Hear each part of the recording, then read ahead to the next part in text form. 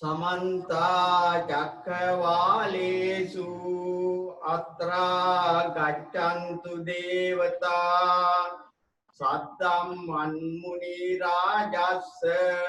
शृणन्तु सक्कमुखदं धम्मश्रवण कालो अयं वदन्ता धम्मश्रवण कालो अयं वदन्ता धम्मश्रवण कालो अयं वदन्ता नमो तस्से भगवतो अरहतो सम्मा सम्बुद्धस्से नमो तस्से भगवतो अरहतो सम्मा सम्बुद्धस्से नमो तस्से भगवतो अरहतो सम्मा सम्बुद्धस्से योगा चे जायति भूरि अयोगा भूरि संकयो एतं द्वापतं ज्ञात्वा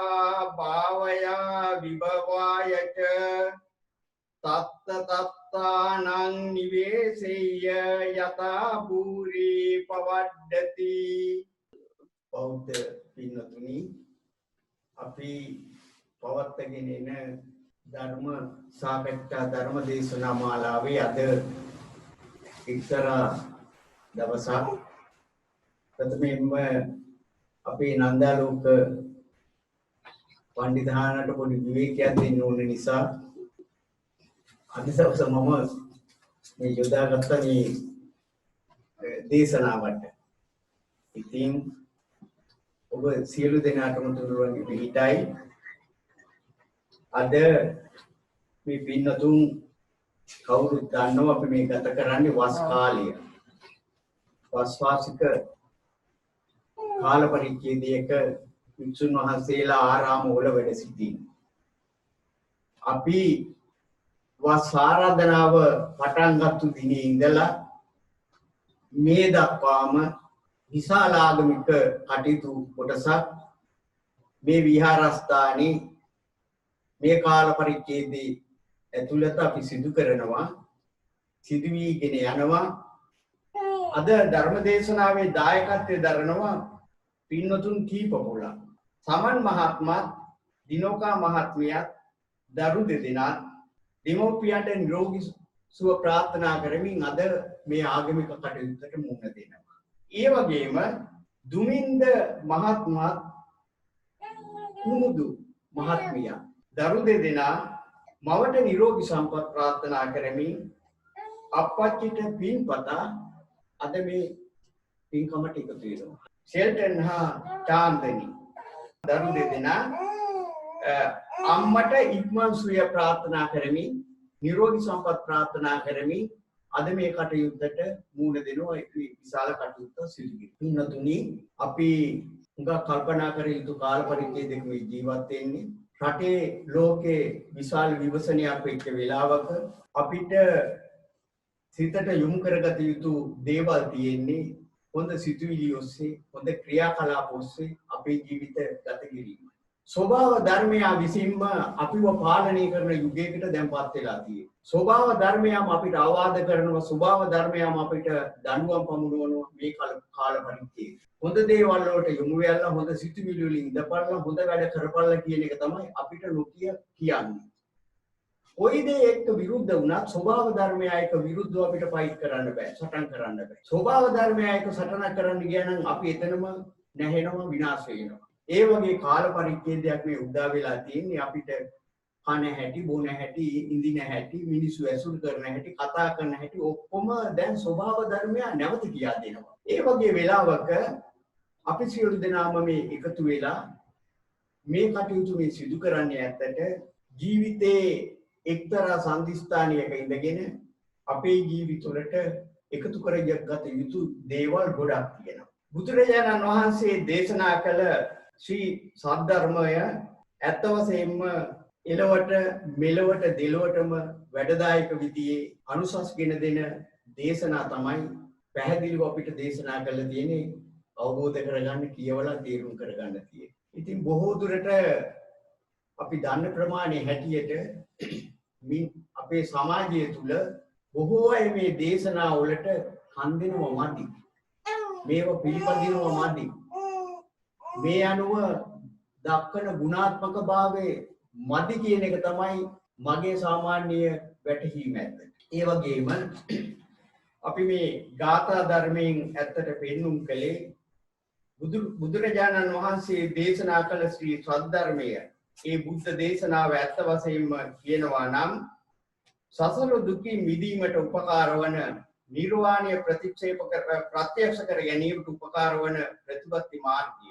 මේ බුද්ධ දේශනාව කොපමණ අටුවා ටීකා ඇතුව කටපාඩම් කළා.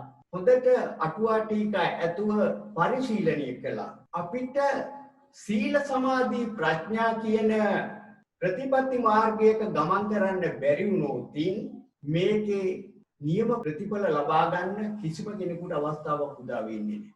හැම කෙනෙක්ම සීලෙ පිහිටන්න ඕන, සමාධියේ පිහිටන්න ඕන, ප්‍රඥාව දිනු කරගන්න. නිවන් ප්‍රත්‍යක්ෂ කර ගැනීමට උපකාර වන්නේ ඇත්තට භාවනාව. අපි මොන පොතපත කියුවත් මොන දැනුම පරිශීලනය කරත් අවසාන වශයෙන් අපි තීන්දුවක් කරගන්න බැරි වුණොත්, අපේ මනස යොමු කරගන්න බැරි වුණොත් භාවනාවකට අපි කරගත්තු දේවල් වල නිසියාකාර ප්‍රතිඵලයක් ලබා ගන්න පුළුවන් වෙන්නේ නැහැ කියන එකයි බුද්ධ දේශනාවේ පෙන්වන්නේ. මම මේ ගාථාවක් යොදාගත්ත මේ ගාථාව යොමු කරේ යෝග කියලා කියන්නේ ඇත්තට භාවනාවට. අපි අද නම් යෝග කියන වචනේ පාවිච්චි කරනවා විවිධ අදහස් මත. එදා බුද්ධ දේශනාවේදී මේ යෝග කියලා පාවිච්චි කරේ භාවනාවට. අයෝග කියලා පාවිච්චි කරේ භාවනාව නොකිරීමට. යෝග කියන්නේ භාවනාව මානසිකාරය. භාවනානුකූලව මෙනෙහි කිරීම. අයෝග කියන්නේ භාවනාවේ නොයෙදීම. මේ දෙක අතර ඇති වෙනස පැහැදිලි කිරීමට බුදුරජාණන් වහන්සේ වදාළ ගාථා ධර්මය තමයි මම මේ පැහැදිලි. මේ ගාථාවට අයිති වන නිදාන කතා වස්තු තිබුවා තියෙනවා. ඒක හරි ලස්සනම නිදාන කතා වස්තුවක්.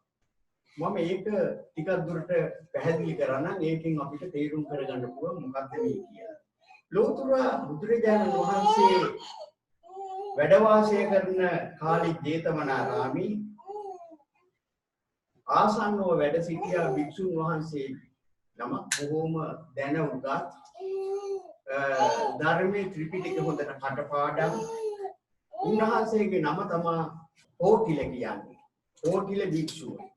මේ පෝටිල භික්ෂුව භික්ෂුන් වහන්සේලා 500ක් විතර ගෝල පිරිස වට කරගෙන ඉහළ මට්ටමේ ධර්ම දේශනා පවත්වමින් මේ ගෝල පිරිසට අවවාද අනුශාසනා කරනවා. නිතරම ධර්මයේ යෙදී ධර්ම දේශනා කරනවා. මොකද දැන උගත් වයෝවෘද්ධ භික්ෂුන් වහන්සේ කෙනෙක් මේ පෝටිල භික්ෂුව. මේ පෝටිල භික්ෂුව බුදුරජාණන් වහන්සේ වැඩ සිටින ආරාමෙට නිතරම වගේ පැමිණෙන සිටක් තිබුණා. බුදුරජාණන් වහන්සේ මේ උන්වහන්සේගේ චරිතය දිහා හොඳට කල්පනාකාරීව සිහිපත් කළා. පස්සේදී බුදුරජාණන් වහන්සේ තීන්දුව කරා මේ දැනුගත් භික්ෂුව තමන්ට වැඩක් කරගන්නේ නැහැ, අනුන්ටම වැඩ කරන කෙනෙක්. ඒ කියන්නේ තමන්ගේ නිවන පැත්තේ වැඩක්, තමන්ගේ ජීවිත ගමනේ ගෙනියන්න ඕන දෙයක් කරගන්නේ නැති බව තේරෙනවා. එයා උන්වහන්සේ නිතරම මේ ගෝල බාලියෝ ටික නඩත්තු කිරීමේ කටයුත්තක යෙදෙන බව තමයි ලෝතර බුදුරජාණන් වහන්සේ කිව්වේ. ලෝතර බුදුරජාණන් වහන්සේ මේ ගැන විශාල වශයෙන්ම කල්පනා කළා, තීන්දුවක් කළා මේ පුද්ගලයාට කොහොමද මම මේක වටහා දෙන්න උත්සාහ ගන්න. දැන් අද සමාජයේ තියෙන ප්‍රශ්න තියෙනවනේ මෙහෙම. උගතෙකුට යමක් කියා දෙන්න ගියන් පස්සේ උඟක් දුරට කේන්ති ගන්නවා. උගතෙකුට යමක් අවවාදයක් කරන්න තව කෙනෙක් ඉදිරිපත් වුණොත් ඒක සාමාන්‍ය සමාජයේ විවිධණයටත් පත් වෙන්න පුළුවන්.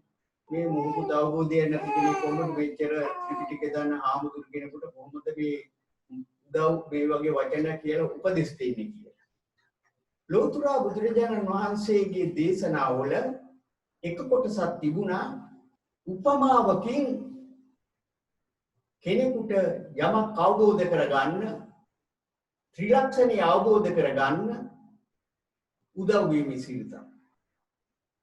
විශාල දේශන තිබුණා.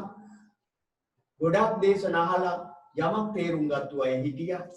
කෙටි දේශන අහලා යමක් තේරුම් ගත්තු අය හිටියා. සුළු වචන කීපයකින් පමණක් නිවන් දැකපු අය හිටියා.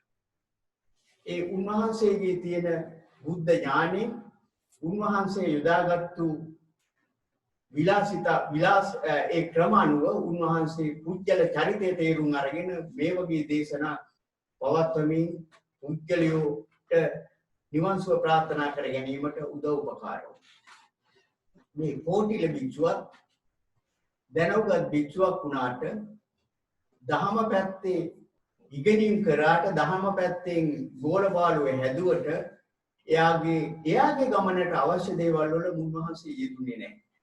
ලෝතර බුදුරජාණන් වහන්සේ මේ අනුව කල්පනා කරලා දැන් ලෝතර බුදුරජාණන් වහන්සේ ඇත්තට උදාහරණ ගත්තොත් බොහෝ අය ඔබ දැකලා ඔබ කියවලා තියෙන ඔබලා දන්නවා සුළු වචන කීපකින් පුජ්‍යලයකට නිවන් සුව ප්‍රාර්ථනා කරගන්න උපදෙස් දෙනවා.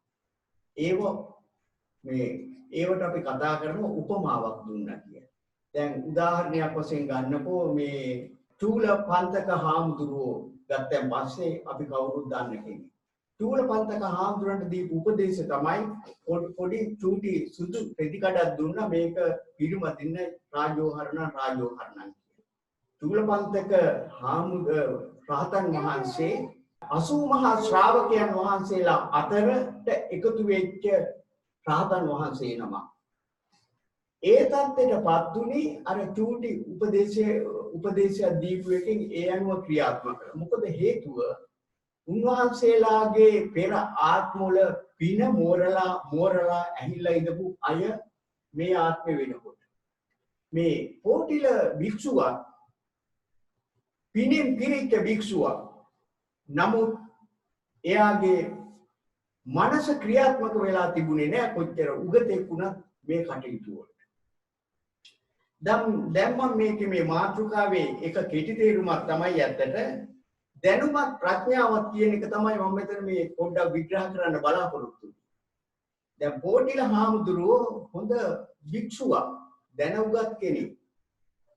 නමුත් උන්වහන්සේ ජේතවනාරාමයට වඩින සෑම අවස්ථාවකම බුදුහාමුදුරුවෝ තීන්දුව කළා මම මුන්වහන්සේගේ නමට එකතු කරන තව වචනයක්. මොකද්ද? බුදුරජාණන් වහන්සේ කෝටිල භික්ෂුව ජේතවනාරාමේ බුදුහාමුදුරුවෝ බැහැ දැකීමට පැමිණෙනකොට තූච්ච කෝටිල කියලා පාවිච්චි කරා. දැන් අද නම් මේ තූච්ච කියන වචනේ අපි කතා කරන්නේ සාමාන්‍යයෙන් මේක එච්චර මේ සමාජයට ගැලපෙන වචනකුත් නෙවෙයි. ඒ වන්තනේ කෙනෙක් භාවිතා කරන්නේ කරපු පහත්ම දෙයකට දෙන උත්තරයක් ඇටියට තමයි අපේ සමාජය සලකන්නේ නේද මහත්තයා? ඔව්. නමුත් ලෝතර බුදුරජාණන් වහන්සේ මේ වචනේ පාවිච්චි කරේ මේක නියම තේරුම නම් තූච්ච කියන්නේ හිස් කියන එකයි. හිස් පුජ්‍යලේ. පුස්තකාලේ වගේ පොත් කියවලා ඇවිද්දට මේ පුජ්‍යලේ හිස් පුජ්‍යලේ කියන එක තමයි බුදුරජාණන් වහන්සේගේ මතය. බුදුරජාණන් වහන්සේ බැහැ දැකීමට පැමිණෙන හැම අවස්ථාවකම තූච්ච පොටිල කොහොමද? තූච්ච පොටිල මොනවා හරි වැළඳුවද? තූච්ච පොටිල අද මොනවද කරපු වැඩ මේ සාකච්ඡා කරනවා. දැන් මෙහෙම මේ හැම දවසම මේ සාකච්ඡාව කරනකොට මේ කෝටිල හාමුදුරුවෝ කල්පනා කරනවා මම මෙච්චර දැනුගත් භික්ෂුවක් මගේ ළඟ ඉන්නවා ගෝලියෝ 500ක්. මම විශාල වශයෙන් ධර්මය ගැන තේරුම් අරගෙන ධර්ම කියා දෙන කෙනෙක්. ඉතින් මට ලෞතර බුදුරජාණන් වහන්සේ මේ වගේ පහත් වචනයක් යෙදුවේ මොකද කියලා මෙයාම හිතන්න කල්පනා කරගත්තා. නමුත් තූත්‍ය පෝතිල භික්ෂුව ලෝතර බුදුරජාණන් වහන්සේ කෙරෙහි වෛරයක් හිතුවේ නැහැ, දේශයක් හිතුවේ නැහැ, කිසිම දෙයක් ඒ විදිහේ නරක සිතුවිල්ලකට යොමු වෙන්නේ නැහැ. පස්සේදී මේ භික්ෂුව කල්පනා කරනවා දැන් මම තීන්දුවකට බහින්න ඕන ජීවිතේ අවසාන කාල පරිච්ඡේදයේ හෝ හොඳ තව දෙයකට යොමු වෙන්න. අවසාන වශයෙන් මෙයාගේ ගෝල බාලයෝ 500ම එකතු කරලා උගන්වලා තීන්දුවක් කරගත්තා කාටත් නොකිය රහස්ගතව වගේම කොහෙද ගියේ කොපමණ ඈතද කියන එක කාටවත් තේරුම් ගන්න බැරි විදියට අවසාන ගෝලය දක්වා අවවාද කරලා උපදෙස් දීලා මුන්වහන්සේ එළි වෙන කිව්ව මේ ආරාමෙන් පිටත් වුණා. යොදුන් 100ක් විතර දුර කැලේකට යනකොට උන්වහන්සේට හමු වුණා එක්තරා භාවනා අසපුවක්. අසපුවේ වික්ෂුන් වහන්සේලා 39ක් වැඩ ඉන්නෝ මේ 39ම රහතන් වහන්සේ.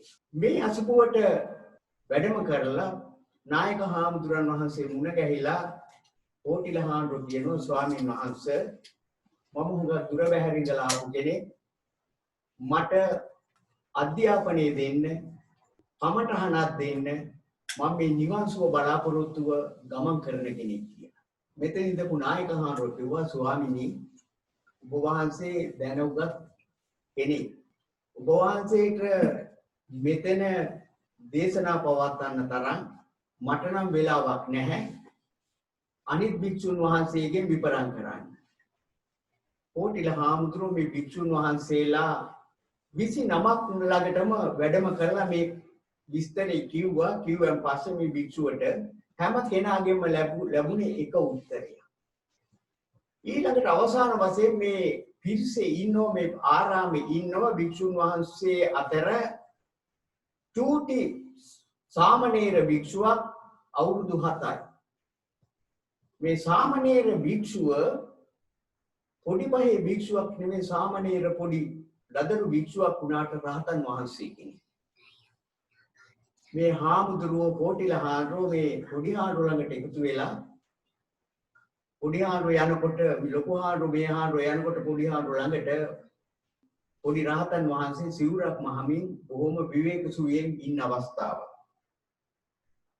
මේ කෝටිල භික්ෂුව ගිහිල්ලා ප්‍රශ්න කියනවා ස්වාමීනි මම මේ පැමුණුනේ කමඨහනක් ලබාගෙන භාවනා කරන ක්‍රමයක් අහගෙන ඒ අනුව යෙදෙන්න. මට මේකට පිළිහිට වෙන්න. මේ පොඩි නමක් කිව්වේ රහතන් වහන්සේ පැහැදිලි කළේ ඔබ වහන්සේ වයෝවෘද්ධ කෙනෙක්. ඔබ වහන්සේ යමක් ඉගෙන ගත්තු කෙනෙක්. මට තේරෙන්නේ ඔබ වහන්සේට යමක් තේරුම් කර දෙන්න පුළුවන් ශක්තියක් තියෙනවද කියලා. මොකද මේ සෑම රහතන් වහන්සේ කෙනෙක්ම පොඩ්ඩක් මෙයා ප්‍රතික්ෂේප කරන විදිය කතාවක යෙදුනේ මේ කෝටිල භික්ෂුව ඇත්තට ටිකක් මාන්නෙන් පිරිච්ච භික්ෂුවක්. මේ මාන්නේ තියෙනකම් මේ කටයුත්තක ඉදිරියට බෑ කියන එක මේ කවුරුත් දැනගෙන තියෙනවා. මොකද මම දැනුගත් කෙනෙක් මට වඩා උගතෙක් නෑ. මම හොඳට පොත්පත් පරිශීලනය කරපු කෙනෙක්. මට ගෝලියෝ මෙච්චර ඉන්නවා. ඒගොල්ලන්ට මම මේ විදිහේ දේශන දෙනවා. මෙන්න මේ මානසික මට්ටම මට මේ භික්ෂුවගේ මාන්නේ දුරුුනේ නෑ මේ මොකද වෙනකම්. පස්සේදී මේ පොඩි හාමුදුරුවෝ දීපු උපදේශය තමයි පොඩි හාමුදුරුවෝ කල්පනා කරා මෙයාගේ මාන්නේ කොහොමද කියලා තේරුම් ගන්න තරමට මෙයත් එක්ක තව පිළිසඳර යෙදෙන්න. ඊළඟට මේ කෝටිල භික්ෂුවට පොඩි හාමුදුරුවෝ දේශනා කරනවා ඔව් ඔබ මෝරපු කෙනෙක් ඔබ යම තේරුම් අරගත්තු කෙනෙක්. නමුත් නෑ ස්වාමීන් වහන්සේ මම මොකක්වත් තේරුම් ගත්තු කෙනෙක් නෙවෙයි. ඒක නිසායි මම මේ ඔබ වහන්සේලා මුණ ගැහෙන්න ආවේ. ඔබ වහන්සේලා කියන ඕන දෙයකට මම ඉක්මෙන්නම් කීකරු වෙන්නම් කියන අදහස මත මේ කෝටිල භික්ෂුව මේ හත්විරිදි සාමණේරයන් වහන්සේ මේ රහතන් වහන්සේගේ දේශනාවකට සවන් දෙන්න සූදානම්. එතකොට මේ කතාවේ කියාගෙන යෑමේදී කෝටිල භික්ෂුව සවන් දීගෙන සිටිනවා මේ පොඩි හාමුදුරන්ගේ මේ චූටි දේශනාවට. පොඩි හාමුදුරෝ දේශනා කරනවා මේ මෙන්න මේ විදිහේ කතන්දරයක් ඊළඟට විචුන් වහන්සේ ස්වාමීන් වහන්සේ මම පොඩි උදාහරණයක් ගන්නවා මේ උදාහරණය අනුව ඔබ වහන්සේ මේකට සවන් දීගෙන ඉන්න ඕනේ. මොකද්ද මේ උදාහරණේ? උන්වහන්සේ උදාහරණයට ගන්නේ තුඹත හුඹහ අපේ භාෂාවෙන් කියනවා හුඹහ ගන්න උදාහරණය. එතකොට දැන් අපිට ඔළුවට එන්නේ හුඹහ ගැන කියනකොට ඇත්තට හුඹෙහි ඉන්නේ මහත්තයෝ නයිනේ. ඔව්. ණයා නැතත් හුඹස් බයයි කියලා අපේ ගම්වල කතාවක් තියෙනවා. මොකද හුඹහ ළඟින් යතත් ණයා නැතත් අපිට ඔළුවට එනවා ණයෙක් තමයි හුඹ ඇතුළේ ඉන්නේ කියන්නේ. හරිද? මෙන්න මේ හුඹහ උදාහරණට අරගෙන මේ පොඩි රහතන් වහන්සේ මේ පොටිල කියන භික්ෂුවට පැහැදිලි කරනවා මේ හුඹෙහි ඉන්න හුඹට තියෙනවා කවුළු 6ක්. හුඹට ඇතුළේ ඉන්න කවුළු 6ක් තියෙනවා. මේ හුඹ හදලා තියෙන්නේ වේයෝ. දැන් අපි ලංකාවේ දැකලා තියුබලා ඇතැම් විට පමණක් අය මේ අපි නම් මේ ගම්වල මිනිස්සු අපි මේවා දැකලා තියෙනවා මේ ඔය පමණ පොල්මණ්ඩි වල අරේ මේ තියෙනවා හුඹස්. මේ හුඹ බඳින්නේ වේයෝ. බොහොම වැලියට ගෙනහැලා ඉතින් ලොකු පිරිසක් එක්ක ලොකු හුඹක් කරනවා මහ විශාලට. මේක හරි හැඩවැඩ හැමතැනම හිල් හරි ගස්සලා තියෙනවා. දැන් මේ පොටිල භික්ෂුවට කියනවා මේ ස්වාමීන් වහන්සේ ඔබ වහන්සේ හිතන්නේ මේ හුඹෙහි තියෙනවා හිල් 6ක්. මේ හිල් 6න් එක හිලකින් ඇතුල් වෙනවා තලගොයෙක් මේ හුඹහට. එතකොට මේ තලගොයා හුඹහට ඇතුල් වුණාන් පස්සේ අපිට මේ තලගොයා අල්ල ගන්න ඕන. මේ තලගොයා අල්ල ගන්න නම් අපිට මොනවා හරි උපායක යෙදෙන්න වෙනවා. ඇත්තටම විතර මහත්තයා හුඹා කඩලා දාන්නත් වෙන්න පුළුවන් නේද? ඔව් එහෙමත් වෙනවා කඩපටියේ. ඔව් දැන් මෙතන පොඩි මේ රාතන් වහන්සේ පැහැදිලි කරනවා මේ හුඹසේ කවුළු 5ක් අපි වහනවා. ඇතුළේට කවුළු ළඟ විතරක් අපි රැකලා ඉන්නවා. තලගොයා එළියට එනකොට අල්ල ගන්න. අන්න පින්නතුනි මෙන්න මේ උපමාව කතා කරගෙන යනකොටම මේ පොටිල භික්ෂුවගේ පින මෝරන්න පටන් ගත්තා. මේ ක්‍රියාකටයුත්ත ලෞතර බුදුරජාණන් වහන්සේ ජේතවනාරාමේ ඉඳගෙන දිවසින් බලාගෙන හිටියේ. බුද්ධ ඥාණයෙන් මේ ගැන විපරම් කරමින් හිටියේ. දැන් මේ පොඩි හාමුදුරුවෝ විස්තර කරනවා. දැන් මේ එක කවුළු 4-5ක් වහලා එක කවුලක් ඉතුරු කරගෙන තියෙනවා. මෙතනින් දැන් මේ එනකොට අල්ල ගන්නවා. මෙතන මොකද්ද මේ පැහැදිලි කරන්නේ? මේ කතා කරන්නේ විදි සිරුර පිළිබඳ. අපේ ළඟ තියෙනවා ඇස් දෙක, කන් දෙක, නාසය, දිව, සිරුර, මනස. ඉන්ද්‍රියන් 6ක් පිළිබඳ කතා කරනවා. දැන් මේ කතා කරේ මොකද්ද? ඉන්ද්‍රිය 5 කවුල් 5ක් වහලා එක කවුලකින් ඉන්නේ. ඇස කන නාසය දිව ශරීරය කියන ඒවා ගැන හිතන්නේ මේ මනසින්. එතකොට මේ මනස තමයි මේ අරමුණු කෙරෙහි අවධානය යොමු කරන්නේ. මේ අනිත් කවුල් 5ෙන්ම අරමුණු අපි එකතු කරනවා. මේ එකතු කරන අරමුණු ගැන කල්පනා කරන්න වෙන්නේ හිතට ගන්න වෙන්නේ මේ මනසින්.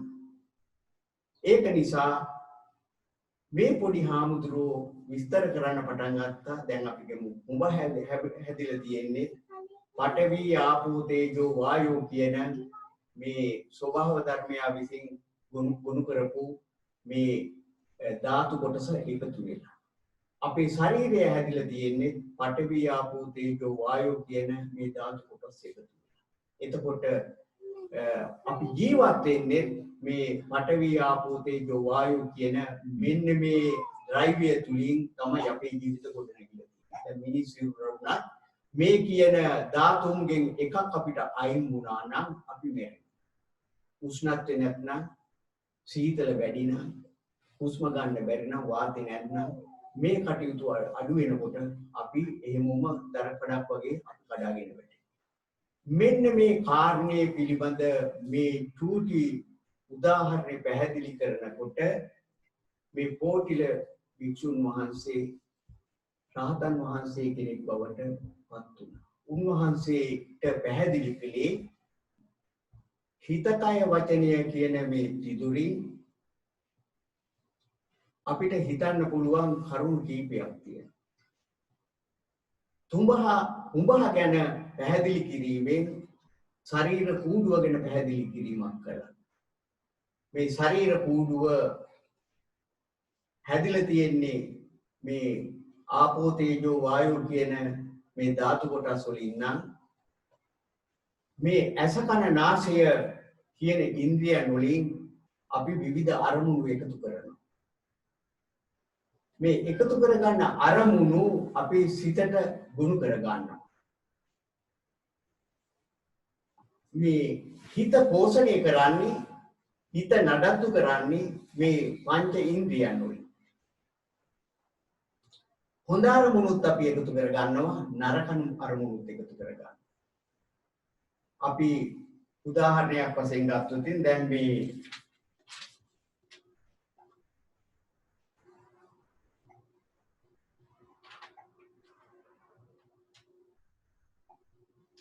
ඔන්න මේ පොඩි ආරෝ මෙහෙම පාඩමක් උගන්වනවා. හිමියනි අපිට ශරීරයේ ඉන්ද්‍රියන් 6ක් තියෙනවා. මේ ශරීරයේ පවතින ඉන්ද්‍රියන් 6න් ජංජන් අරමුණු ඇතුල් වෙනවා. ඒ අරමුණු අල්ලගන්න අරමුණු වල රැඳී සිටින්න ඕන. අල්ලගන්නවා කියන තේරුම අද සමාජයේ අපි පාවිච්චි කරන වචනයක්. අපි පමණක් වෙලාවට කියනවා ඒ දේ අපිට අල්ල ගන්න බැරුණා. ඒ කියන්නේ ඒ දේ අපිට මනසට ගන්න බැරුණා කියන එකයි ඒකේ තේරුම. ඊළඟට තලගොය අල්ල ගන්න ඕනයි කියන එකේ අරමුණ තේරුම් ගන්න ඕන කියන එක. තුඹසේ සිදුරු පහ වහන්න වගේම මේ ශරීරයේ පවත්නා බාහිර ඉන්ද්‍රිය ඇසකනාසය දිවකය මෙන්න මේ කියන ඉන්ද්‍රියන් ටික වහලා මන කියන ඉන්ද්‍රිය මන කියන්නේ මනසින් මේ දොරටුවෙන් අපි රැඳිලා ඉන්න ඕන මේ පුජ්‍යලිය අල්ල ගන්න. මේ උපමා දෙනවත් එකම පොටිලහාමුදුරුව ඇත්තට රහත් බවටපත් වුණා. දැන් අපි ඉස්සර වෙලා කතා කරු දේශනාවේදී ගාථාවේ යෝගාචේ ජායති භූරි යෝග කියලා කියන්නේ භාවනාවේ යෙදීම. භාවනා මානසිකාරයයි. මහා ප්‍රඥාවක් අවබෝධ කරගන්න මේ පිහිට වෙනවා. අයෝගා භූරි සංකයෝ මේ විදිහේ භාවනාව තමයි භාවනාව නොකරීමෙන් එතනදී ප්‍රඥාවේ පරිහානියක් වෙනවා. ඒතොන් ද්වාදසං තත්තා භාවයා භාවිතා මේ මාර්ග දෙකේ ගමන් කරන්න ඕන. තත්ත තත්තානං නිවේසෙය්‍ය යථා භූරි පවඩ්ඩති. මේ ආකාරයට ප්‍රඥාව වැඩි නම් ඒ ආකාරය පිළිබඳ හිතන්න ඕන. බුදුරජාණන් වහන්සේ පොටිල භික්ෂුවට මේ ගාථාවෙන් අනුශාසනා කළේ එයට ගැඹුරින් සවන් දුන් උන්වහන්සේ රහත් ඵලයටපත් වුණා කියන එක දැන් අපි මතක් කරගන්න. ප්‍රඥාව කියන්නේ සියුම් දැනුම. දැනුම තියෙනවා හැම කෙනෙකුටම. ඒකනේ උගත්තු විහි වෙලා තියෙන දැනුම් සම්භාරය වැඩි වෙලා. දැනුම් තියෙනවා හැම කෙනෙකුටම. නමුත් මේ දැනුම තියෙන අය වුණත් කාලය එක්ක මහ පොළොවට පස් වෙනවා. කාලය එක්ක මහ පොළොවට පස් වුණාන් පස්සේ මේ දැනුම් සම්භාරය තියෙන මිනිස්සු අමනක්ක යතම් විට සතර අපායෙම ගිහිලු උපදිනවා. අන්න ඒක තමයි මෙතන බුදුරජාණන් වහන්සේ පැහැදිලි කළේ දැනුමත් ප්‍රඥාවත් අතර පොඩි වෙනසක්. පොඩිනේ විශාල වෙනසක්. ඒ කියන්නේ ප්‍රඥාව කියන්නේ සියුම් ඥානයකින් අරමුණු දිහා කල්පනා කිරීම. අද අපේ සමාජයේ බොහෝ දෙනාට අඩුවම තියෙන ප්‍රශ්නේ මේකනේ. දැනුම තියෙන ඕන තරම්. නමුත් ප්‍රඥාව කියන එක බිඳුවේ තමයි පමණක් අයිති තියෙන්නේ. දැන් දැනුම් සම්භාරයෙන් ඉතින් අද ලෝකෙම ඉන්න උගත්තු දිහා බලනකොට දැනුම තියෙන හැම කෙනෙක්ම. ඔව්. ඉතින් දැනුමෙන් වැඩ ගන්නවා ඒක වෙනම දෙයක්. නමුත් ප්‍රඥාව කියන්නේ සියුම් ඥානිකින් සියුම් බුද්ධියකින් වටහා ගැනීම යම. මොකද්ද මෙතන වටහා ගැනීම කියලා කියන්නේ? ඇත්තට සියුම් බුද්ධියෙන් වටහා ගන්න තියෙන්නේ චතුරාර්ය සත්‍ය. මේ චතුරාර්ය සත්‍ය වටහා ගන්න නම් අපි මේ මනස දියුණු කරලා තියෙනවා. චතුරාර්ය සත්‍ය කියලා මේ සත්‍ය හතර කටපාඩම් කරගත්ත කියලා චතුරාර්ය සත්‍ය දැනගත්ත වෙන්නේ නැහැ මාත්‍ය. පොතක් කියවලා චතුරාර්ය සත්‍ය තේරුම් ගත්ත කිව්වට ඒත් අපිට මේක පිටක් වෙන්නේ නැහැ. නමුත් අපි මේ ප්‍රායෝගිකව මේකෙහි යෙදෙන්න ඕන. අන්නේ යෙදීම තමයි මෙතන ලුතර බුදුරජාණන් වහන්සේගේ දේශනා තුළින් අපි බලාපොරොත්තු වෙන්නේ. තව විදිහකින් කියනවා නම් අනිත්‍ය දුක්ඛ අනාත්ම කියන ත්‍රිලක්ෂණීය වඩලා මාර්ගඵල අවබෝධ කරගන්න. අන්න අපි මේ මොන කටයුතු කළා මොන දේශනා පැවැත්වුවත් මොන සාකච්ඡා කරත් අපේ ජීවිතේ අපිට තේරුම් ගන්න බැරි නම් අනිත්‍ය දුක්ඛ අනාත්ම කියන තැන ඉන්න බැරි නම් ඒව තේරුම් ගන්න බැරි නම් අන්න ඒ තාක් දුරට අපි බලාපොරොත්තු වෙන මේ සත්‍ය ගමනේ අපිට යෙදෙන අවස්ථාවක් උදා වෙනවා. ඒකත් අපි තේරුම් ගන්න. ඒක තමයි මේ පොඩි ආමඳුරන් වහන්සේ දුන්නු උපදේශ උගත් දැනුමක් වඩන වැදගත් අය උගත්කම තිබුණට උගත්කමෙන් අද සමාජයේ වැඩ ගන්න ටික දෙනයි. මෙහෙමයි ඉතින් ඉගෙනගත්තු දෙයින් වැඩ කරනවා මේ ලෝකේ වශයෙන් අපේ පැවැත්මට. නමුත් අපි තේරුම් ගත්තු දහමනුව වැඩ කටයුතු කරන්න නම් අපිට දහම යෙදෙන්නම වෙන. දහම යෙදෙන්න නම් ඇත්ත වශයෙන් අපි දහම ගැන විශාල අවබෝධයකින් කටයුතු කරන්න වෙලා තියෙනවා. දැන් අපිට හුඟ දේවල් වැරදිලා තියෙන්නේ දැනගත්තු දැනීම වෙන පැත්තකට යොදා ගැනීම නිසා. අපි දැනගත්තු බුද්ධිමතුන් දිහා බැලුවම බුද්ධිමතුන්ගේ දැනුම පරිශීලනයේ වෙනවා නම් තව හොඳම දේවල් වලට මිනිස්සු සමාජයේ හොඳ කටයුතු කරනවා වැඩි. දැන් අද ලෝකේ දියුණු වෙච්ච සමාජය අරගෙන බැලුවා පස්සේ දැනුමින් ඉහළ ගිහිල්ලා තියෙනවා. අජටාකාශ තරණය කරනවා. ඊළඟට නාස්තික අවියායුධ නිෂ්පාදනය කරනවා. හරිද? අරගෙන බැලුවා පස්සේ ලෝකේ හිතන්නත් බැරි වේපන්ස් වර්ග නිෂ්පාදනය කරනවා. මේ දැනුමක් එතන තියෙනවා. හරිද? ඉතින් මේ මිනිස්සු මේ දැනුම එක එක පැතිවලට යොදාගෙන තියෙනවා. නමුත් මෙතන අපේ බුද්ධ දේශනාව අනුව අපිට තේරුම් ගන්න වෙලා තියෙන්නේ අපි හිතා ගන්න ඕන දැනුම ඇත්තට ඒව නෙවෙයි අපේ ජීවිතේ తాවකාලික නිසා කෙටි කාලයක් ජීවත් වෙලා ඉන්න නිසා කොයි වෙලාවෙ ඇස් දෙක පියා ගන්න සිද්ධ වේද කියලා දන්නේ නැති නිසා ඇත්තට හොඳ දෙයක යෙදෙන්න ඕනේ.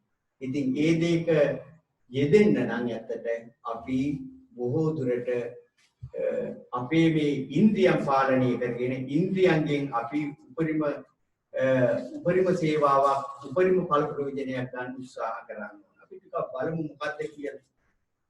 අපේ සමාජය අපි කතා කරනවා මේ ජීවත් වෙනකොට අපිට දුක කියලා දෙයක් තියෙනවා. සැප කියලා දෙයක්ත් අපි කතා කරනවා. මේ සාමාන්‍යයෙන් අපි මේ සැපයි කියලා කතා කරන්නේ නම් తాවකාලික සැප හැමතැන. ඕන කෙනෙක් එක්ක අපි දැන් අද කතා කරොත් ඕන කෙනෙක් කතා කරනවා හරි දුකයි නිහාරනේ ජීවිතේ. නිකම් මේක මේ හරිම ලේසි වචනයක් වෙලා තියෙනවා සමාජයද පාවිච්චි. ඕන කෙනෙක් එක්ක කතා කරොත් හරි දුකයි නේ ඉතින් මේ වැඩක් නැහැ කතා කරලා මේ දුක් ජීවිතය ගැන කියනවා. ඉතින් මේ දුක් ජීවිතය ගැන කතා කරන අපි මේ ඇත්තටදී මේ දුක තේරුම් ගත්තා නම් මොනවා හරි දෙයක යෙදෙන්න ඕනේ නේ. අපිට යෙදෙන්න අවස්ථාව උදා වෙලා නැහැ. මොකද හේතුව මේ ජීවත් වෙන සමාජ පරිසරෙත් එක්ක විවිධ සටනක යෙදিলা ඉදිරියට දුවන්න වෙලා තියෙනවා. ඉතින් ඒක නිසා ඉතින් මොන එක කටයුතුත් වෙලා තියෙනවා. දුක තියෙන්නේ අප තුලද අපේ පරිබාහිර ගහකොළ තුලද? නෑ. දුක තියෙන්නේ අප තුල. එතේනම් දුක හට ගන්නා හේතුව තණ්හාව. එවිට තණ්හාව තියෙන්නේ කා තුලද? තමා තුල. තමාගේ ඉන්ද්‍රියන් තුල. හරිද මහත්තයා? හරි. අපේ ඉන්ද්‍රියන් තුල තමයි දුක තියෙන්නේ, තණ්හාව තියෙන්නේ. එහෙනම් අපි බලමු. ඇස තුල තියෙන රූප තණ්හාව. කන තුල තියෙන ශබ්ද තණ්හාව. නාසය තුල තියෙනවා ගන්ධ තණ්හාව. දිව තුල තියෙනවා රස තණ්හාව. කය තුල තියෙනවා පොට්ටබ්බ තණ්හාව. මනස තුල තියෙනවා ධම්ම තණ්හාව. හරි නෙමෙයිද? හරි. ඒ කියන්නේ ඕන කෙනෙක් දිහා බැලුවොත් අපි කා තුලක් තියෙන ටිකක් තමයි මේක. රූප තණ්හාව තියෙනවා, ශබ්ද තණ්හාව තියෙනවා, ගන්ධ තණ්හාව තියෙනවා, රස තණ්හාව තියෙනවා, පොට්ටබ්බ තණ්හාව තියෙනවා, ධම්ම තණ්හාව තියෙනවා. මේක තමයි අපි ළඟ පවතින දේවල්. තණ්හාව තියෙන්නේ තමාගේ ඉන්ද්‍රියන් තුල. එවිට නිවන තිබෙන්නේ කොහේද? පරිබාහිරනේ. ඔව්. නිවන තියෙන්නේ මේ ඉන්ද්‍රියන් තුල, අප තුල. නිවනත් පිට පවතින්න බෑ. තණ්හාව තියෙන්නේ තමාගේ ඉන්ද්‍රියන් තුල නම් නිවන තියෙන්නේ තමාගේ ඉන්ද්‍රියන් තුල. අපි බලමු කොහොමද ඒ කියලා. ඇසේ තිබෙන රූප තණ්හාව දුරු කරාම ඇස තණ්හාවෙන් නිවිලා. හරිනේ මහත්තයා. දැන් ඇසට ඇති වෙලා තියෙන රූපය ගැන දැක්කම අපි ඒ ගැන බැඳිලා කල්පනා කරනවා. අන්න අතන පොඩි හාරු පැහැදිලි කරේ තලගොයා ඇතුළට ගියා එළියට එනකොට අල්ල ගන්නවා. අන්න දැන් මෙතෙන්දී මම රූපයක් දැක්ක මම ඒ ගැන හිතන්න ඕන. දැන් මේක හිතේ වින්දනයක් වශයෙන් අදත් ඉතල හෙටත් ඉතල දෙනවා මේක හිතේ අපි තියාගත්තා නේ. අන්න එතන තමයි රූප තණ්හාව කියලා තියෙන්නේ. එහෙමනම් රූප තණ්හාවෙන් නිදහස් වුණාම අපි ඒකින් නිරුද්ධ වුණා. අවසන්. ඊළඟට කනේ තියෙන ශබ්ද තණ්හාව දුරු කළාම කන තණ්හාවෙන් නිවෙනවා. නාසයේ තිබෙන ගන්ධ තණ්හාව දුරු කළාම නාසයේ ගන්ධ තණ්හාවෙන් නිවෙනවා. දිවේ තිබෙන රස තණ්හාව දුරු කරාම දිව තණ්හාවෙන් නිවෙනවා. කයේ තිබෙන පොට්ටබ්බ තණ්හාව දුරු කළාම කය පොට්ටබ්බ තණ්හාවෙන් නිවෙනවා. මනසේ තිබෙන ධම්ම තණ්හාව දුරු කළාම මේ මනස ධම්ම තණ්හාවෙන් නිවෙනවා. එහෙමනම් මේ පොඩි සත්‍යවිරිදි රහතන් වහන්සේ මේ 60 හැවිරිදි මෝරපු මේ භික්ෂුවට සුළු වේලාවක් ඇතුළතදී පැහැදිලි කළේ මෙන්න මේ පංචේන්ද්‍රියන්ගෙන් ඇති වෙන ආබාධ පිළිබඳ. මේ පංචේන්ද්‍රියන් නිසා මිනිහෙක් සංසාරේ ආත්ම ගානක සැරිසරන එක පැහැදිලි කළේ. බුද්ධිය තිබිච්ච පින තිබිච්ච උන්වහන්සේ මේක කෙටියෙන් පැහැදිලි කරනකොටම උන්වහන්සේ නිවනට නිවන් සම්පත් ප්‍රාර්ථනා කර ගැනීමට ශක්තිය ලැබුණා. බුදුරජාණන් වහන්සේ ජේතවනාරාමයේ ඉඳගෙන මේ පිළිබඳව විශාල වශයෙන් ඕටිල භික්ෂුව දිරිමත් කිරීමට උත්සාහ කළා. ඉතින් අපිට මේ වගේ දේශනා තුලින් ඇත්තට හිතන්න පුරුදු වෙන්න වෙලා තියෙන්නේ අපි අද ලෙඩ වෙලා ඉන්නේ මානසික ලෙඩ වෙලා ඉන්නේ ශාරීරික ලෙඩ වෙලා ඉන්නේ මෙන්න මේ පංචේන්ද්‍රයන්ගෙන් තියෙන බොහෝ දුර්වලකම් කියන එක මතේ කියන එක තමයි අපිට හිතා ගන්න වෙලා තියෙන්නේ. දැන් අපි ඉපදුණු දවසේ ඉඳලා අපි මැරෙන මොහොත දක්වාම හිතනවා හම්බ කරන්න හිතනවා එකතු කරන්න හිතනවා ළමයි පැටව හදනවා රාජකාරී වල යෙදෙනවා. නමුත් මේ ඇස් දෙකෙනුයි මේ කන් දෙකෙනුයි මේ නාසයෙනුයි මේ දිවෙනුයි මේ ශරීරෙනුයි අපි වැරදි දේවල් තමයි බොහෝ දුරට මේ මනසට එකතු කරගන්නේ. මනස ලෙඩ කරගන්නේ. අන්න ඒක නිසා තමයි මේ මනස දියුණු කරගන්න. දැන් ධම්මපදෙත් අපිට පැහැදිලි කරනවානේ මනෝ පුබ්බං ගමා ධම්මා මනෝසෙට්ටා මනෝමය. මේ මනස තමයි මේ ප්‍රධාන වෙන්නේ සෑම දෙයකම මේ මනස ප්‍රධාන වෙලා අපි හොඳ දේත් මේ මනසින් කරනවා නරක දේත් මේ මනසින් කරනවා. දැන් අපි සමාජයේ පොදුව අරගෙන බැලුවොත් සමාජයේ බොහෝ දුරට මිනිසුන්ගේ මනස වලට එකතු වෙලා තියෙන්නේ ලෝභය, දේශය, මෝහය කියන දේවල් තමයි. ඊළඟට තණ්හාව කියන එක තමයි වැඩි වෙලා තියෙන්නේ. ඊර්ෂ්‍යාව කියන එක තමයි වැඩි වෙලා තියෙන්නේ. කෝප වෙච්ච සමාජය තමයි අද අපිට දකින්න ලැබිලා තියෙන්නේ. මේ ආස්තේ බොහෝම ටික දෙනෙක් ඉන්නවා. පෙර ආත්මේ කරපු කර්ම ශක්තිය අනුව මේ ආත්මෙත් බොහොම සරල ජීවිත ගත කරනවා. අපිට ඔක්කොම මේ කතන්දරය වුණ කරන්න බෑ. එක්තරා සමාජ මට්ටමේ කොටස දකින්න ලැබෙනවා. ඒක බොහොම සංසුන්ව යන ගමනට මොනවා හරි එකතු කරගන්න පිටසක්. දැන් අපි යන ගමනට මේ හම්බ කරගත්තු දේවල් ගෙනියන්න බෑනේ. තමයි මහත්තයා.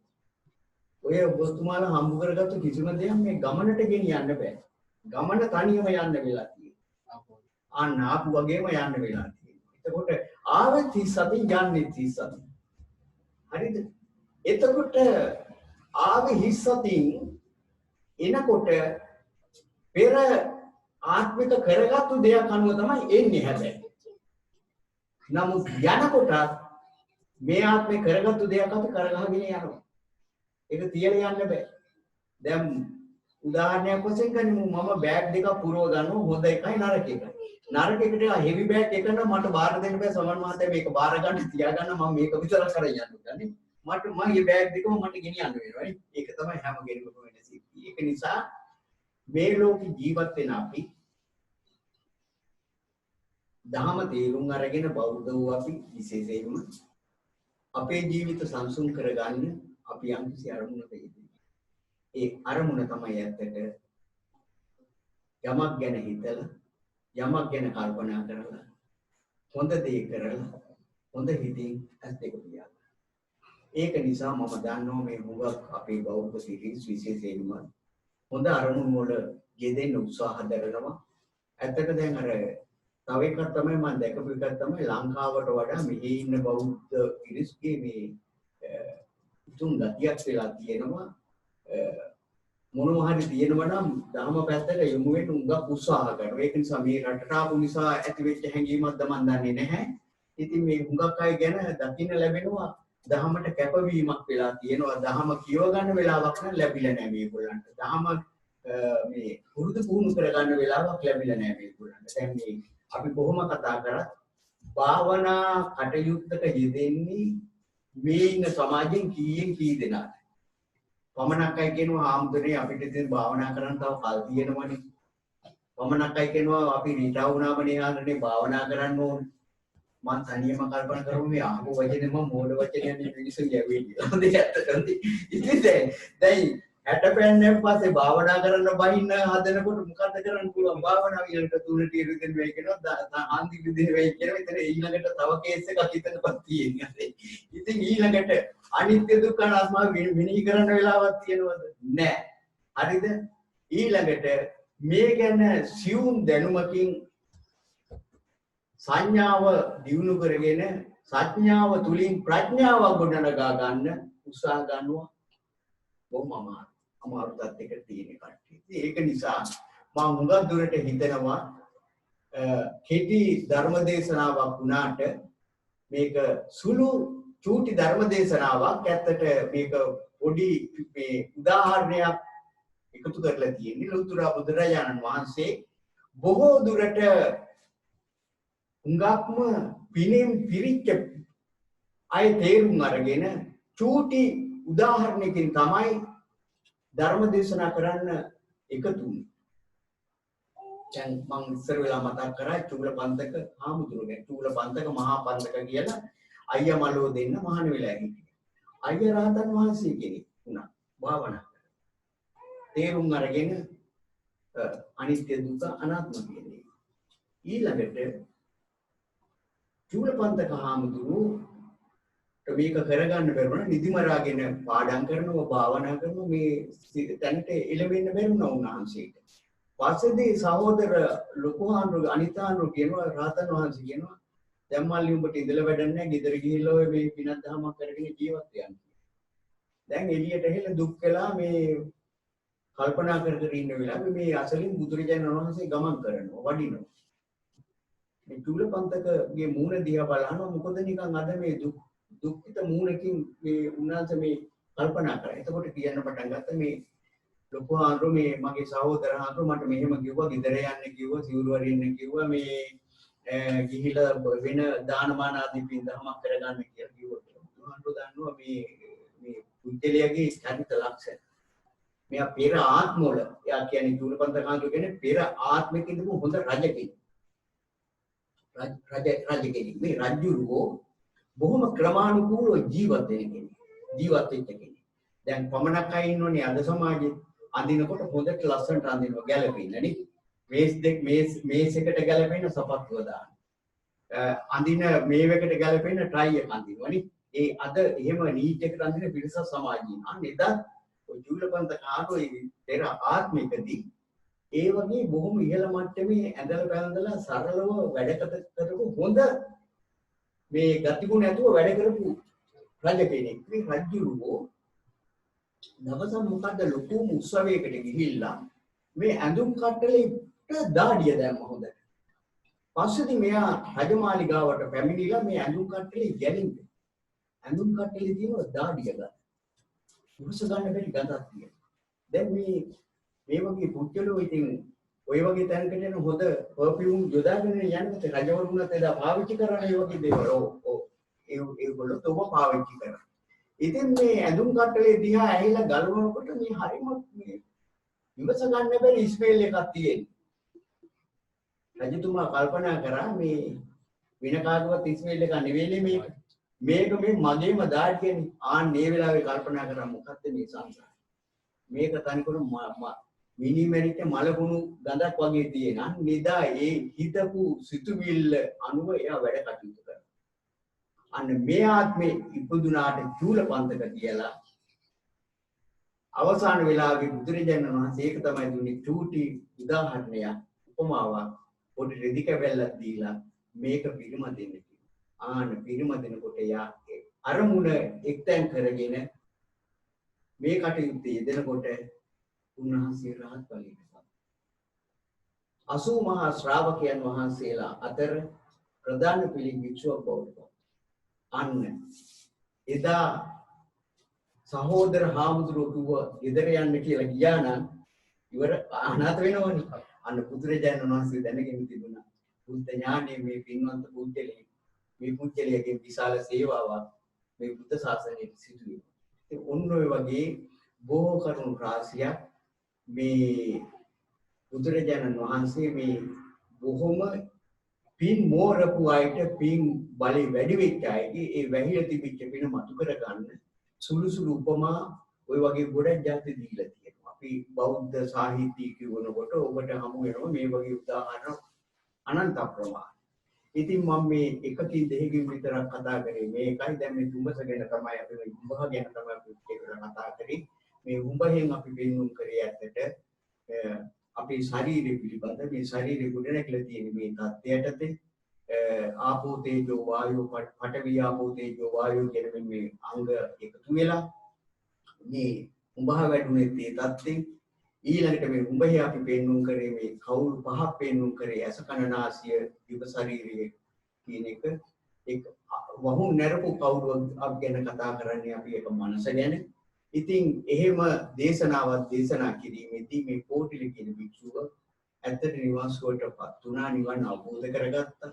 ඉතින් ඒකෙන් අපිට පැහැදිලි කළා පෙන්නුම් කරා මේ ශරීරයේ තියෙන මේ අංගයන් පිළිබඳ අවධානය යොමු කරගෙන එදිනෙදා අපි වැඩ කටයුතු කරගන්නවා නම් අපේ ජීවිත සම්පූර්ණ කරගන්න පුළුවන්. දැන් පමණක් වෙලාවට අපි ලෙඩ වෙන්නේ ඇහැ නිසා ලෙඩ වෙනවා, කන නිසා ලෙඩ වෙනවා, මනස නිසා ලෙඩ වෙනවා, දිව නිසා ලෙඩ වෙනවා. දැන් බලන්නකෝ දිව නිසා ලෙඩ වෙනවා කියන්නේ මේ ඔක්කොම මේ මායාවල. දැන් අපි මොනවා හරි අද කාලා දිවට රසයක් දුන්නා මේක කනවම ලෙඩ වෙනවම නැව් ගණන බෙහෙත් බොනවම මැරෙනකන් ඊළඟට ඒකට. හරිද? ඒ එකක්. හරිද? ඊළඟට තමයි ඔළුව. හරියට ඇස් දෙකෙන් දැකපු හරියට දකින්නේ නැතුණාම අපි හුඟක් නොමග යනවා, වැරදි වැඩවල යෙදෙනවා, වැරදි දේවල් හිතනවා. ඉතින් ඒක නිසා මේ තලගොය අල්ල ගන්න උත්සාහ කරා වගේම මේ වගේ අදහසක් අපේ මේ ආයතන වලට එනකොට අපි ඒක ප්‍රතික්ෂේප කරන්න ඕනේ. ඒ ආපු අරමුණේ තේරුම වටහා ගන්න ඕනේ. ඒකනේ හිතන්න ඕන කොට. දැන් පමණකට අපේ සමාජයට වෙච්ච සිද්ධියක් තමයි මේ කනට දෙයක් ඇහුනම හොඳ දෙයක් ඇහුනත් පිළිගන්නවා, හොඳ දෙයකට වඩා නරක දේවල් තමයි වැඩි පිළිගන්නේ සමාජය අපේ. ඉතින් අන්න ඒකයි. ඒක නිසා මේ හුඟක් මේ හැදින් ඉන්න තරුණයිටත් එක්කම අපි මේ කතා කරන්නේ. ඒක නිසා මේ හොඳ අරමුණක යෙදෙන්න නම් අපේ ඉන්ද්‍රියන් නැද්ද පුතා? ඔව්. මේ S2, කන් දෙක, නාසය, දිව, ශරීරය, මනස.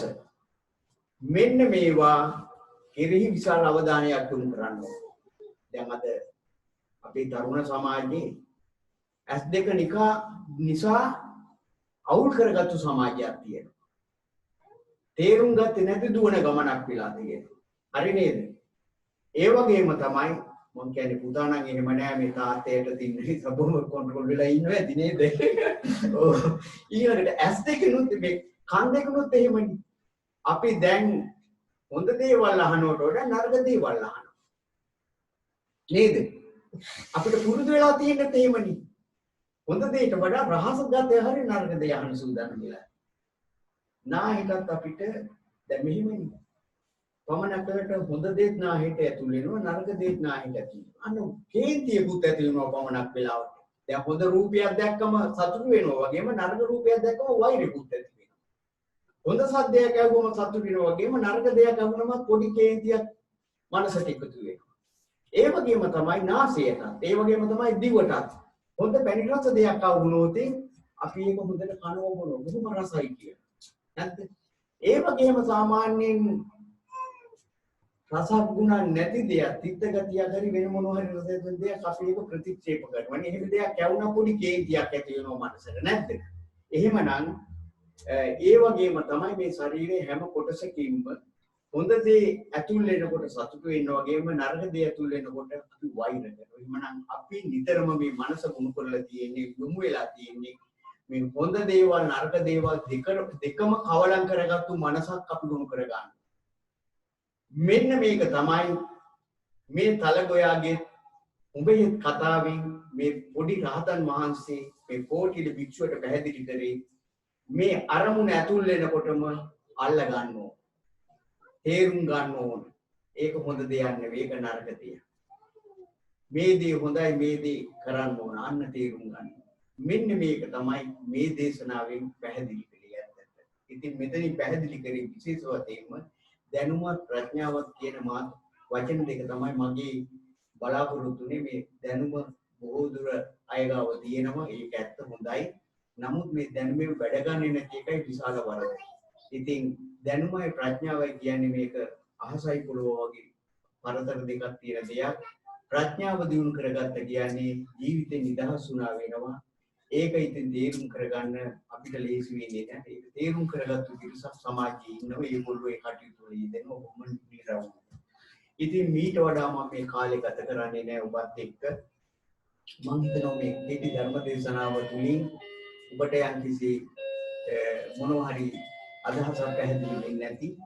ඉතින් මේ අද බලාපොරොත්තු වුණේ ඇත්තට මම සමන් මහත්මයා නෝනා මහත්මයා වගේකොලත් පමණයි. නමුත් මේ ලොකු සංවිධානයක් කරගෙන මේ පොඩි චූටියයත් එකතු කරගෙන දිනු මට ලොකු සතුටක් කියන්නේ මම ගොඩක් මේ වෙනවා. අන්න දහම මේ අදහනකොට මේ දහම අපි බෙදා ගන්න ඕනේ, බෙදා දෙන්න ඕනේ. මේක දානයක්. හරිද? මේ ධර්මයේ දෙනවා කියන්නේ තව කෙනෙකුට දෙන්න උත්සාහ කරනවා කියන්නේ අපි දන් දෙනවා. මේ දානමාන කියන එක මේ අනිත් මේ ද්‍රව්‍ය විද්‍යාව පරිත්‍යාග කරන එක විතරක් නෙමෙයි දානි කියන්නේ. මේ ප්‍රාණි කියලා කියන්නේ දැන් මේ ධර්ම දානයක් මේක. ඔයගොල්ලෝ දානයක් දුන්නේ. ඉතින් ඒ වගේම තමයි දැන් අද දායකත්වය දෙන ඔබ මේ තව හිතවත් කවුල් කීපයක් එක්කගෙන ධර්ම දානයකට ආරාධනා කළා. ඉතින් මේ දාන ඒගොල්ලෝ බින්දහම සිද්ධ කරගන්න. ඒ වගේම දැන් අද අපිට තව හිතන්න වෙලා තියෙනවා දැන් අපේ මේ වස් කාලේ දායකත්වය දරන්නේ අපේ මේ අරුණ මහත්මයි ලක්මාලි මහත්මියයි දෙපොළ අම්මා තාත්තා දෙන්නේ නැහැ. ඉතින් මේ ඇත්තට අරුණ මහත්මයයි ලක්මාලි මහත්මයයි ගිය අවුරුද්දේ තමයි මේ වස්තින්කම බාරගත්තා. ඉතින් මේ ඒ අරමුණ ඒගොල්ලෝ හරි ඉහළින් මේ අවුරුද්ද සිදු කරනවා. ලොකුම කැපවීමක් කරනවා මේ දවස්වල මේ ආයතනෙ දියුණු කරගන්නත් ආයතන කරන වැඩ කටයුතු පවත්වාගෙන යන්න. ඉතින් ඒ දෙපළගේ මුල් වීමෙන් තමයි ඔබටත් මේ පින්දහම් සිද්ධ කරගන්න අවස්ථාව උදා කරගන්නේ. මම දන්නවා ඇතැම් විට සමන් මහත්මයා හුඟක් දුරට කාර්ය බහුලවත් ඉන්න කෙනෙක් විවේක ගන්නවත් අඩු කෙනෙක් නේද නෝන. නමුත් ඉතින් මේ වගේ දේවල් වලදී ඒ ඔක්කොම දේවල් අතරමඟ කියලා මේ ආවේ අපේ තියෙන හොඳ බෞද්ධකම. අපේ තියෙන හැඟීම නිසා අපි යමක් කරගන්න ඕනේ කියන එකට මම දන්නවා සමන් මහත්තයා හොඳ උගත් මහත්මයෙක්. හොඳ ඉහළ මට්ටමේ ඉගෙන ගත්ත කෙනෙක්. ඔබතුමාගේ දැනුම එක දෙයකට පරිබාහිර වෙලා නැහැ කියන එක මම තේරුම් අරගෙන තියෙනවා. මම කතා කරලා තියෙනවා. ඒක නිසා මට තේරෙනවා මට ධර්ම පිළිබඳ තේරුමක් තියෙන කෙනෙක්.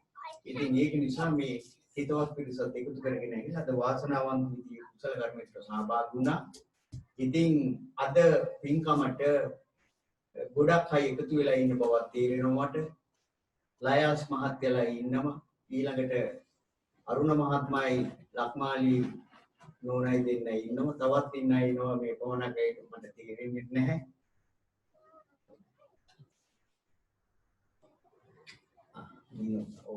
අරුණ මහත්මයාත් ඇතර මේ ඒක නෝනයි හිතනික නැහැ නේද?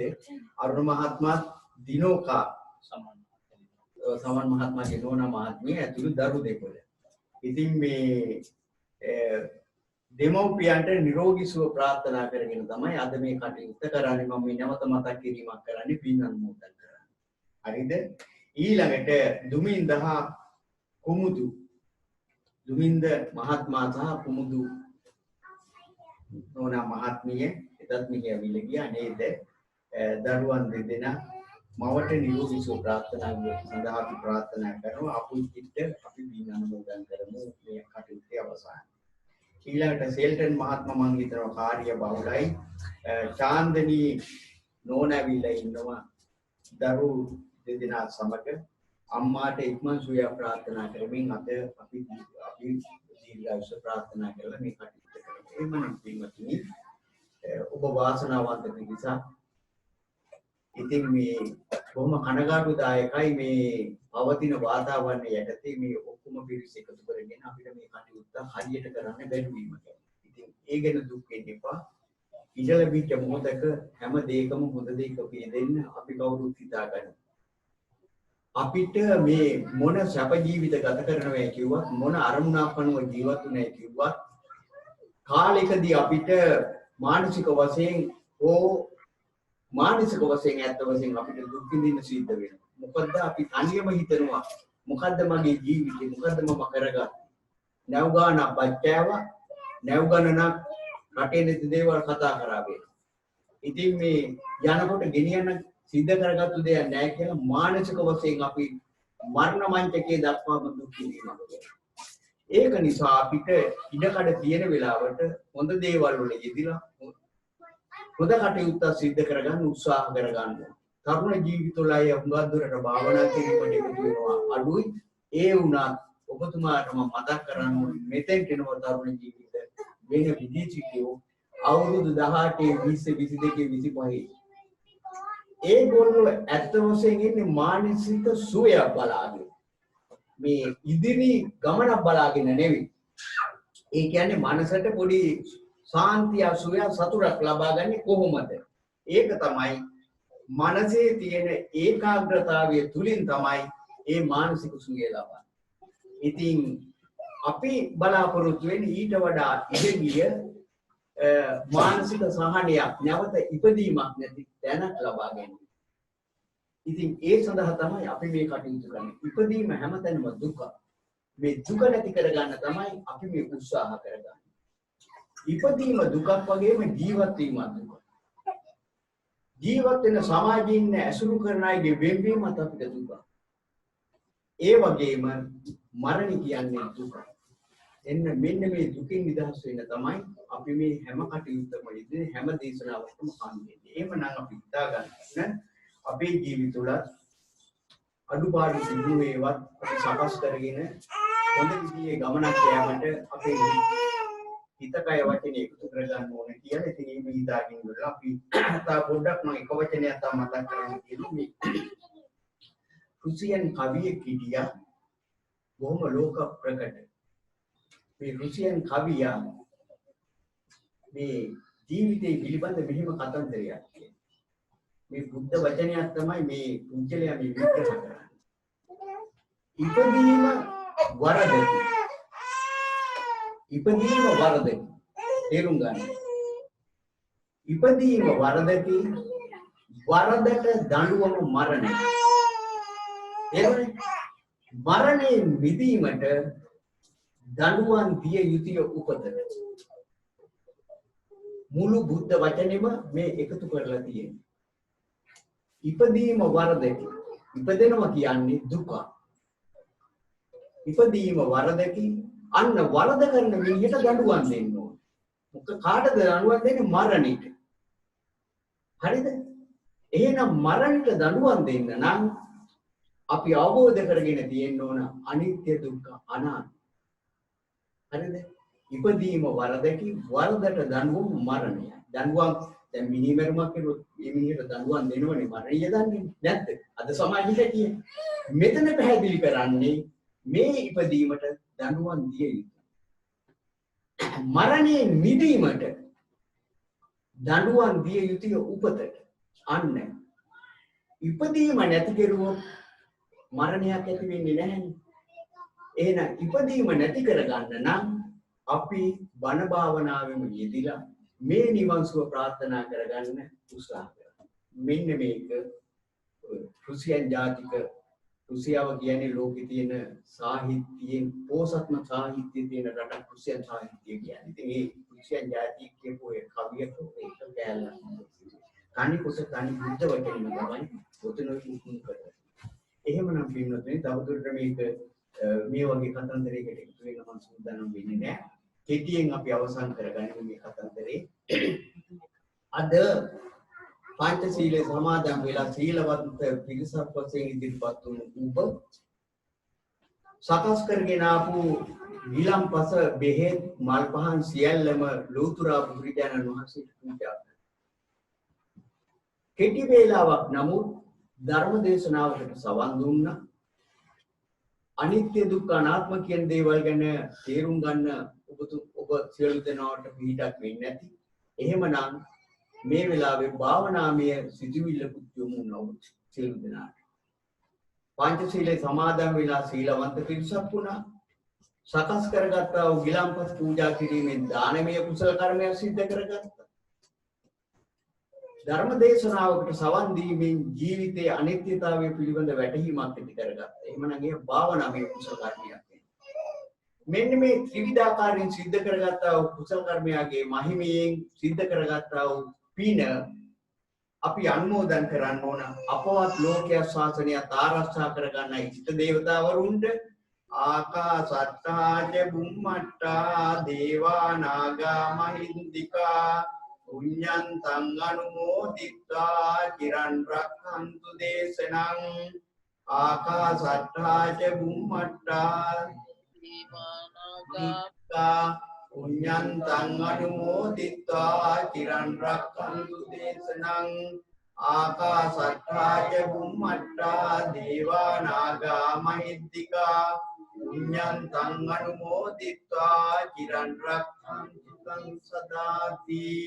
ඒ වගේම අපි අනුමෝදන් කරන්න ඕන අපනමිමිය පරලෝකීය අපේ මේ කතා කරේ කවුද මේ දුමින්දහා කුමුදු මහත්මයාගේ අපුච්චිට පින් අනුමෝදන් කරන්න. ඒ වගේම අනිත් අයත් හිතා ගන්න අපනමිමියගේ ඥාති අනන්ත ප්‍රමාණ ඇති.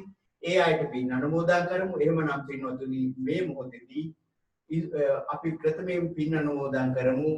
ඉදම්මේ ඥාතිනං හෝතු සුඛිතා හොන්තු ඥාතයෝ ඉදම්මේ ඥාතිනං හෝතු සුඛිතා හොන්තු ඥාතයෝ ඉදම්මේ ඥාතිනං හෝතු සුඛිතා හොන්තු ඥාතයෝ ඒ වගේම පින්නතුනි අපි දැන් මෙතන සිහිපත් කරා මේ ලෙඩ දුක් වෙලා ඉන්න දෙමෝපියන්ට අපි මේ දුර බැහැරක ඉන්නේ ඈත ඉන්න දෙමෝපියන්ට නමුත් අපේ මේ සත්‍ය වචනේ ක්‍රියාත්මක වෙන්න ඕනේ ඒක තමයි මේ වෙයි තියෙන බල ශක්තිය ඒ මෑණිවරුන්ට ඒ ලෙඩ වෙලා ඉන්න අයට ඉක්මන් සුවයක් උත්පන් සහනයක් ලැබිලා අපේටත් ඒ තොරතුරු අනුව අපේ මනස සතුට කරගන්න ඒ අම්මා වරුන්ට ඒ ඥාතීන්ට දීර්ඝායුෂ ලැබේවා නිරෝගී සම්පත් ලැබේවා උතුම් වූ නිවන් සම්පත් ප්‍රාර්ථනා කර ගැනීමට අපි සියලු දෙනාට තේ අයටත් මේ කුසල කර්ම සම්පත්තිය හේතු සම්පත් වෙත්වා කියලා සාදු සාදු සාදු පින්වත්නි ගෞරවනීය නායක හඳුනන වහන්සේගෙන් අවසරයි අද දින ධර්ම දේශනාව නායක හඳුනන වහන්සේ සඳහන් කළේ මම පුංචි බණ කතාවක් කියනවා කියලා නමුත් බණ කතාව නම් පුංචි නැහැ ලොකු ධර්ම දේශනාවක් පවත්වනවා කියලා මගේ අදහස ඒ වගේම උන්වහන්සේ නිරන්තරයෙන්ම ධර්ම දේශනා සඳහා සහභාගී වුණත් ඒ වගේ දේශනාවන් සිද්ධ නොකළත් ඊටාම හොඳ රමණීය සිත් අත ගන්න වාග් විලාසයක් උන්වහන්සේ සතුව තිබෙනවා ඒ වගේම බණ කතා කියන්න අහන්න පුළුවන් අපට බණ කතා උන්වහන්සේ කියන බොහොම ඕනෑකමින් යුක්තව අහගෙන ඉන්න පුළුවන් ඒ අද දවසේ ජීවිතයේ පිළිබඳ බොහොම හරවත් ධර්ම දේශනාවක් මේ වස් කාලය තුල දේශනා කරමින් සිදු කරන්න යෙදුණා. අපි හැමෝම ගෞරවනීය නායක හඳුනන වහන්සේටත් නිදුක් නිරෝගී සම්පන්නිය දීර්ඝායු සම්පන්නිය ප්‍රාර්ථනා කරන්න ඕන. උන්වහන්සේ නිසා තමයි අද අපි ඔක්කොම බණ අහන්නේ. ඒ වගේම උන්වහන්සේගේ මූලිකත්වයේ ලැබුණ කොටාව නගරේ පළමු බෞද්ධ මධ්‍යස්ථානයක් ආරම්භ කරන්න. ඉතින් ඒ අනුව ඒ එදා සිට මේ දක්වාම සියලු සැප දුක සමසේ විඳ දරාගෙන මේ දක්වා උන්වහන්සේ කටයුතු කරගෙන යනවා. ඒ නිසා පින්වතුන් මට වඩා හොඳට උන්වහන්සේ මැනවින් අඳුරන පිරිසක්. ඒ නිසා අද දින ධර්ම දේශනාව පවත්වපු අපේ දිනෝක මහත්මයා සමන් මහත්මයාත් ඒ වගේම අද ඒ පිරිසත් එක්ක දුමින්ද සහ කුමුදු කියන දෙදෙනා ඒත් එක්ම ෂෙල්ටන් සහ චාන්දනී කියන මේ පවුල් තුනම තාම තරුණ වීක තමයි හිතේ දවන්ත මැදිරිය වගේ පසුබලා යන බව පේනවා. ඉතින් මේ පිරිස අද එකතු වෙලා මේ පින්කම හරි ලස්සන කළා. මේකට ඇත්තටම නායකත්වය දුන්නේ සමන් මහත්තයාටදී මේ නෝන නේද? මේක මේ උනන්දු කරවලා මේ පිරිස ඒක රාශි කරගත්තා. හරි උනන්දුවක් තිබුණා. බණ පින්කමක් කරනවා කිව්වම ඥාතීන්ට පින් දෙන්න අම්මා තාත්තට ආශිර්වාද කරන්න හොඳ අවස්ථාවක්. ඉතින් සමන් මහත්මයාත් ඒ වගේ මේ අනිත් පිරිසත් එකතු කරගෙන ඉතාම ලස්සනට මේ පින්කම සිද්ධ කළා. දැන් ඔබේ තව බලාපොරොත්තුවක් තියෙනවා පූජා වාරයකොත් පවත්වන්නනේ මතුවට. ඉතින් එහෙමනම් පින්වතුනි මම වැඩි කාලයක් ගන්න නැහැ. ඔබ හැමෝම දුර සිට මේ ධර්ම දේශනාව සඳහා සම්බන්ධ වුණා. එහෙනම් අවසාන වශයෙන් අද මේ ධර්ම දේශනාව පවත්වමින් කටයුතු කළ ගෞරවනීය නායක හඳුනන වහන්සේට අපි හැමෝම ආශිර්වාද කරමු. නිදුක් නිරෝගී සම්පන්නිය දීර්ඝායු සම්පන්නිය ලැබිලා চিරාත් කාලයක් මුළු මහත් ලෝකයාටම ධර්ම දේශනා කරන්නටත් ඒ වගේම මේ ධර්ම මධ්‍යස්ථාන පුණ්‍ය ආයතනෙ ගොඩනගාගෙන වැඩි දියුණු කරමින් ශාසන ආලෝකය ඇති කරන්නට උන්වහන්සේට ශක්තිය ධෛර්යය මේ සීල පිළිබලින් ලැබේවා මේ සීල ධර්ම දේශනා නැවතත් YouTube එක හරහා ඔබට අහන්න සලස්වලා තියෙනවා. ඉතින් එහෙමනම් පින්නතුන්ට සීල දෙනාටම අද සහභාගී වූ හැම දෙනාටම උතුම් චතුරාර්ය සත්‍ය ධර්මය අවබෝධ වේවා. ඔබ හැදූ වැඩු මව්පියන් ගුරුවරුන් ආදී හැම දෙනාම ඔබ කරන මේ පිනෙන් ඒ දෙමව්පියෝ නිවෙත්වා කිසිදු දුකක් පීඩාවක් ඒ අයට සිද්ධ නොවේවා කියලා අපි ආශිර්වාද කරනවා. ඒ වගේම පින් දෙනවා. ඒ වගේම දූ දරුවන් සමගින් ඔබ මේ ගත කරන ජීවිතේ තව බොහෝ දුර යන්න ඔබ ප්‍රාර්ථනා කරනවා බලාපොරොත්තු වෙනවා. ප්‍රාර්ථනා බලාපොරොත්තු ගොන්නක් ඇතිව ඔබ ජීවත් වෙනවා. ඉතින් පින්වතුනි මේ සියලු යහපත් ධර්ම සඵල කරගන්නට උතුම් ධර්ම දානමය පින්කමේ පිනත් බුද්ධ වන්දනාමය සිදු කිරීමෙන් ගිලන්පස බෙහෙත් පූජා ආදී පැවැත්වීමෙන් සිදු කරගත් උදාර පුණ්‍ය ධර්මයනොත් ඒ වගේම මහා සංඝරත්නය විසින් අප උපස්ථාන කරමින් මේ මාස කීපය කරන කටයුතු වල උදාර පින් පරිණොත් දූ දරුවන් සමගින් මෙලොව ජීවිතය ගත කරන්න බැහැ දෙනාටම භාග්‍ය වාසනාව සියලු යසිරිසුරු සම්පත් සාක්ෂාත් වේවා ලැබේවා ලැබේවා කියලා ආශිර්වාද කරන ගමන් අපි හැමෝමත් ප්‍රාර්ථනා කරගන්න එකම සද්ධර්ම මණ්ඩපයකදී හෝ මේ ජීවිතය තුළදී හෝ මේ සංසාර ගමන නිමාවට පත් කරගන්නට අප හැමෝටම මේ උතුම් දහම තව තවත් වැඩි වැඩියෙන් අවබෝධ වන්නට අද කළ පින්කම පාරමී පින්කමක් සේම අප හැමෝටම උපකාර වේවා. ඕම් සාදු.